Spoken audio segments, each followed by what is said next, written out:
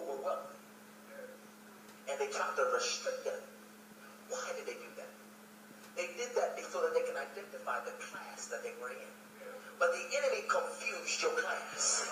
He thought that if I was showing your feet, that you would not make tremendous strides. See, the reason why they stopped doing it to the Chinese women is because they couldn't move the way they were called to move. They couldn't make tremendous strides. They couldn't make tremendous steps. So they stopped shrinking the feet because it was minimizing their capacity to move. God says, I'm taking the limitations off in 2015 for Oasis. The enemy has been restricting your feet, trying to get you to slow you down. But God says, it is no longer, come on, I need a praiser. It is no longer going to work. I'm reversing the weapon that he put on your feet. He says, I'm reversing the weapon that he put on your feet. He's been trying to slow you down and minimize your capacity. But God says, I'm taking the statue of limitation off. I'm taking the barriers off. By this weekend, when you go back, you're not going to be the same person. He says you're going to have a new name. Because you're going to have a new assignment. And you're going to know your assignment by them that are connected to you. Because people are going to be talking different in this season. And when they start talking different, you know that you're no longer where they were. You're not moving. See, the problem is that they are not in a place where you are. You're looking down at them, not out of condescension, but because you recognize something greater, and you're walking in your greatness while they're still in a dead place. Don't be moved because my standards are high. I just realize and have a greater measure of greatness.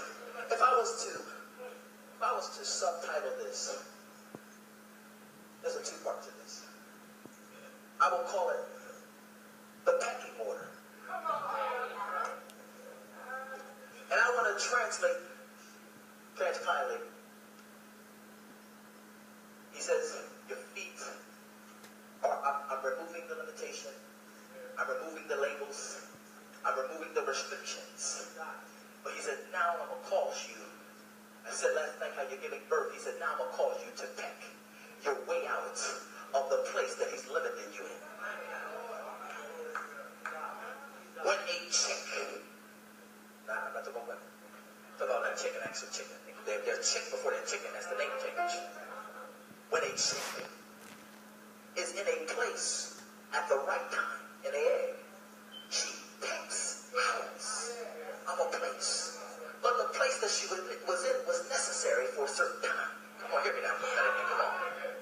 She needed to get there in order to be processed and developed. But there comes a point where the chick has got to peck her way out. And many of you have been in a place of limitation and restriction.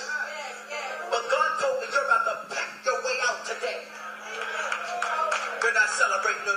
He said you're about to peck your way out of the statue of limitation that the enemy has been putting on you. Now, what does it mean to peck? And how am I going to peck my way out? You're going to peck your way out. Because God says I'm going to position you. I'm going to replace you by this weekend. Come on, somebody. You're going to have a divine replacement. You're not, like I said before, how we were coming out of a dead place. We're shifting. That's what we talk about when you just don't transition. We're transitioning out of one round of authority, of influence, of anointing, into another round. Tell your neighbor, I'm existing in another round. Catch up. Oh, look at another one because they didn't hear you. Tell them I'm existing in another round. You just need to catch up. Ain't nothing wrong with me. I'm right.